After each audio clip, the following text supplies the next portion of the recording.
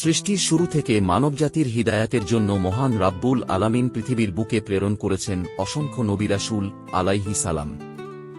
নাজিল করেছেন বহু আসমানী কিতাব ও সহিফা।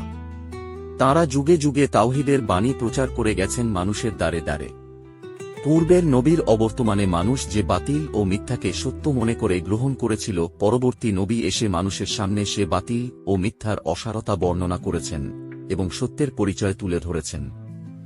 একাধিক রবের ধারণা দূর করে মহান আল্লাহ তাআলার তাওহীদের বাণী শুনিয়েছেন।